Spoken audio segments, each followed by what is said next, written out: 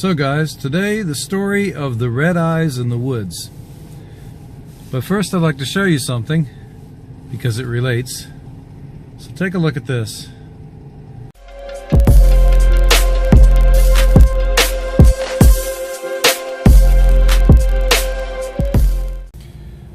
So, what you're looking at here is a short sword that's about 550 years old.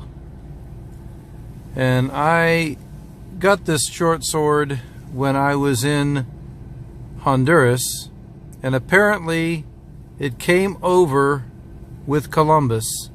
This has been proved by a museum and also a sword maker, a knife maker. So two experts have looked at this blade. The balance is pretty good, and it is actually a real weapon at this point. I mean, you can still use it, but it's really interesting to take a look at this. Okay, so now let's talk about the red eyes in the woods. Alright, everything that I'm going to tell you today is absolutely true. I'm not embellishing or making anything up, so just so you can know that. Okay, so this is a story that happened to me back when I was in university, in my first college, actually, Virginia Intermont College. It's in the mountains in Virginia, and it's right on the border there between Bristol. It's in Bristol, Virginia. It's Virginia and Tennessee border. So you can see the town is right on the border between Virginia and Tennessee. Bristol, Virginia. And so I'm going to tell you the whole story, and then in the end, stay tuned because there's some new information about the story. So, group of friends that hung around together in university. So there were like 6 of us. Let's see if I can remember everybody. Myself, my girlfriend, which was named Carolyn, and then there was Mary, who also liked me. Okay, there were 2 couples, myself and my girlfriend, and Susan and Tom. Tom was a townie. He didn't attend the university. And Mary and Mike, well, they weren't really dating anybody. But this gives you an idea. And we all hung around together. We were all just really friends. And we would do everything together, like eat, study, have fun. And so the guys kind of hung around together as a group, and so did the girls, and then we all hung around together. So here's how it starts. There was a time that we were at the girls' dorm downstairs, comfortable place, sitting on the couches, and the girls came running over, said they had an idea that they were going to make a Ouija board that evening. And they explained what they were going to do. They were going to take a piece of cardboard and write out the letters. They heard about this somewhere, and then they were going to use a cup, a glass, as a, because there's glasses in the room, they were going to use a glass as the pointer.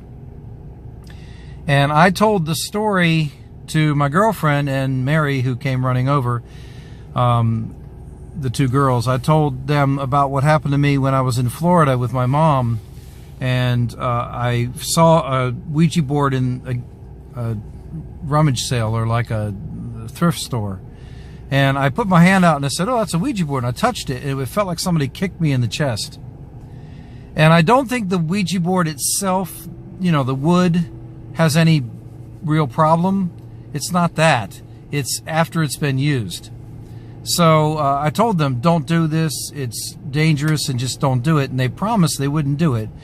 So I went home and went to bed. About 2 o'clock in the morning, I get this call, screaming frantically on the intercom, you know, "Come down right now, you know, oh my God," it's screaming, and they're literally shouting through the whole dorm. It's very weird because the intercom was really loud on the whole dorm. And so I came downstairs, and they were both everybody was crying. There were spatters of blood on them. It was just a real mess. Apparently, this is a very old school that I attended, you know, hundreds of years old. There were slaves that through the what was like Underground Railroad that that came up through there. And so you can see how this has school people had killed themselves on the campus and whatever. I don't know. They got a hold of something that was bad. And it started to talk to them and told them its name or whatever. Then it spun the glass around without anybody touching it. And then it got angry and threw the glass at the wall. And, of course, the walls were made of cinder block. And it just blew up. And the glass sprayed across everybody, which is why all the cuts. So there were two girls there, and they were just all cutting. And my girlfriend was, like, screaming. And it was a mess. So this is all absolutely true. And then the Red Eyes in the Woods happened right after this, so that's why it all relates. I have to tell you the whole thing. So, next happens. Throughout that next week, it was crazy. People were very upset. Nobody was sleeping well. I didn't have any real problem, but all the people who participated, which was actually 3 people. Not all of us, but 3. Mike, the guy who wasn't attached to anybody, my girlfriend, and Mary, who was also not attached to anybody. Mike snuck up into the girls' dorm, which you can do, Thanks and for coming they did along. this that evening. Hope this was so there was all this crazy I'll stuff see you in the going next on. long video They were having trouble about Red Eyes sleeping. in They the were having Woods. nightmares, Have a good day, this guys. kind of stuff. So it came Thanks for coming along. Saturday, I hope it was cool and enjoyable. it was Mike's birthday. I will see you guys in the and next everybody video. had a Have hell of a very week good day, because guys. of what happened before. I guess it happened last week, the weekend before. And I guess it was Susan said, let's get a cake for Mike. We'll get some beer, and we're going to go up to the top of Holston Lake. I said that. I said, let's go up to the top of Holston Lake. We'll have a bonfire.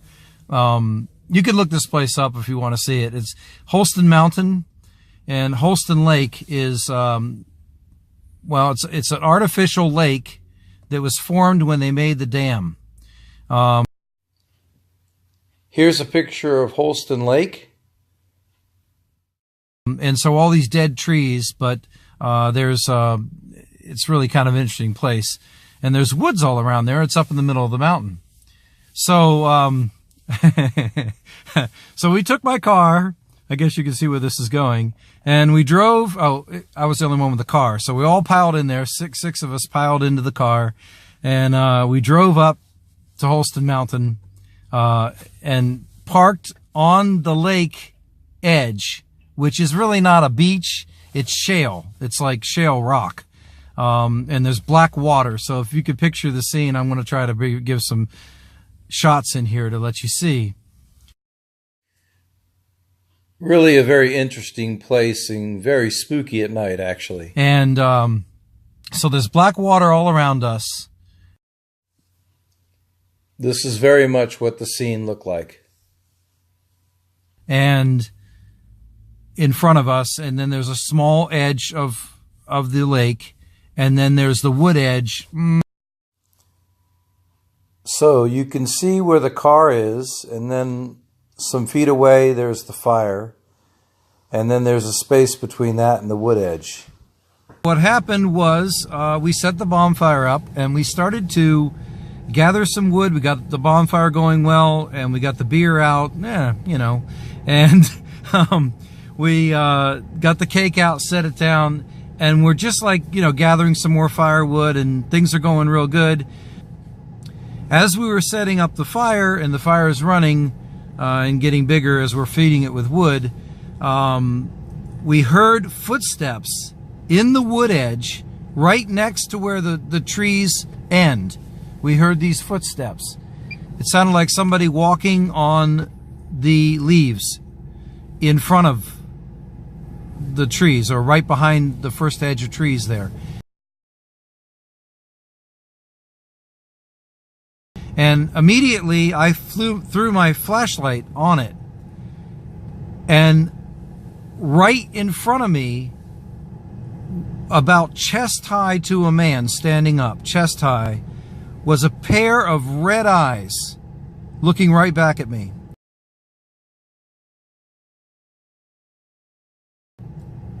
And then, you know, I could barely see a little bit of a face, maybe something, and then suddenly it just was gone.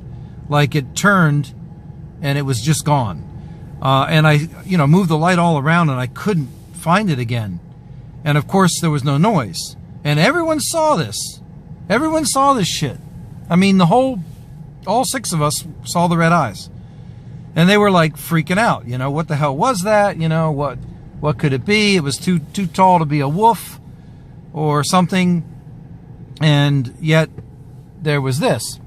So we were trying to feed the fire, you know, we were trying to calm down, and all of a sudden we hear the noise again. Somebody walking. So we throw the flashlights, but we couldn't see anything. And then we feed the wood some more, and then and we're like, God damn it, you know, I almost just walked up in there, but I didn't. When, you know, I've done a lot of adventuring, when it's truly dangerous, something kind of tells me no. So here's the rest of the story. So we, at this moment, decide that we want to cut the cake at least, and then, you know, eat a little bit of cake and get the hell out of there, pretty much. The girls are starting to freak out and cry. You know, everybody was looking with their flashlights on the woods every time we heard this, and it kept like cycling back about three times. No noise, then noise, then we put the light and no noise. We couldn't understand what the hell was going on. So the next thing that happened, right at the moment when we decided to cut the cake, and the girls were actually starting to just break down. They were literally getting freaked out. You know how that can be.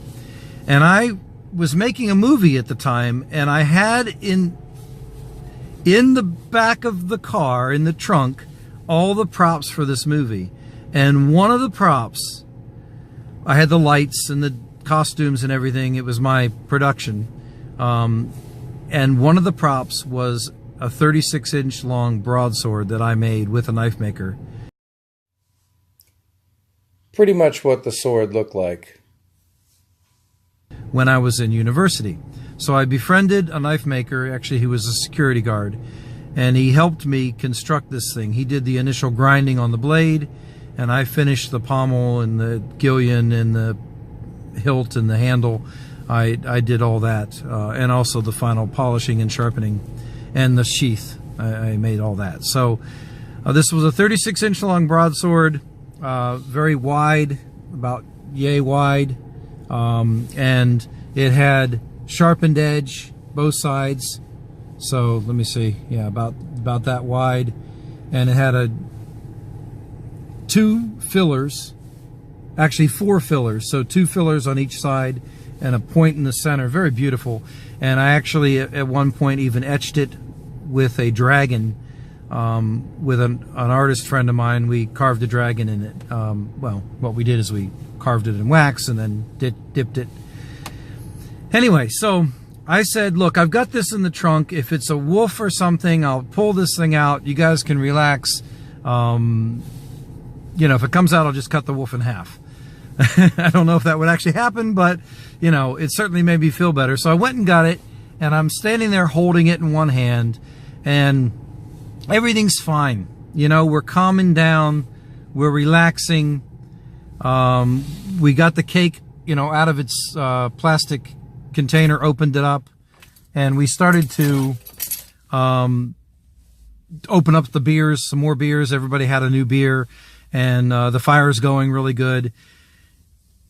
And all of a sudden, from the wood edge came this incredibly growl scream that was so loud it reverberated off the mountains around us. And I don't know if you've ever experienced anything like this before, but it scared you inside. I'm not usually a scared kind of person, but I ran, even though I was supposed to protect the people. I ran for 2 steps, I'll admit it. Everybody else bolted, including the townie Tom. Everyone just bolted and ran for the car. And they were freaking out because I had the keys and they couldn't get in. And I ran for 2 steps, and I realized it was going to be on my back. And I also realized I was supposed to be protecting the people. So I spun around, drew the sword, and stood there. There was nothing there. You could feel where something should be right in front of me, but because I heard it coming out of the woods, you understand. It was the scream, growl, and then it was charging. It was running. But there was nothing there. Okay, new information. Now, I can't tell you how the things relate, but the new information is this. I've been watching a lot of this Bigfoot stuff, and that scream growl that I heard was that. I'm sure that's what it was. Now, does it relate to the Ouija board and the other paranormal stuff? I can't tell you that, but there's a little bit more to this story, and it's going to get really weird here in a second. So I think it was a Bigfoot. That's what I think it was. After this, we drove home. Absolutely no one spoke a word, which is very unusual for us. And everyone was freaked out. Right after it happened, everybody was screaming for me to get back to the car. You know, go back to the car right now. You're going to die. My girlfriend was having a meltdown right there, you know, and even all the other girls were screaming as well. It was very weird. So I backed up back to the car, grabbed my sheath off the ground, scabbard, and backed up back to the car and got in, and we drove home. The next week was really weird. No one even hung around each other much. My girlfriend was having dreams of something having her in her sleep, if you can understand what I'm saying. And Mike, he was the other person who was there. Remember, it was Carolyn, my girlfriend, Mary, who was at the Ouija board thing, and the guy Mike. Mary was kind of strange anyway, but she didn't really freak out. Carolyn was freaking out. She was having these dreams, and I could see scratches on her, which is really strange. I don't know, on her back. And I saw the blood cuts of the glass. But Mike, I didn't see him for a long time, and suddenly I saw him in the student union one day, and I said, "How you doing, Mike? What's going on?" And he goes, I don't know, man. They're everywhere. And I was like, what do you mean? They're following me everywhere. And I was like, Mike, what the hell are you talking about? He says, yeah, they're right there under the table. Can't you see them? I said, no, Mike, I don't see them. He said, and he was laughing like he knew what he was saying was crazy. But these things apparently were, he could see them, but I couldn't. And he knew that I couldn't. And so he was kind of like, you know, how people, when they know that they're crazy, they laugh. And I didn't see Mike anymore after that. As far as I know, he went into an insane asylum. I don't know. It's weird. Strange story. Every bit of it's true. How it relates, you guys let me know in the comments what you think. Are the things related? Apparently the thing they contacted on the Ouija board was somebody who had killed himself. I don't know. You tell me what you think. Okay. So have a good day, guys.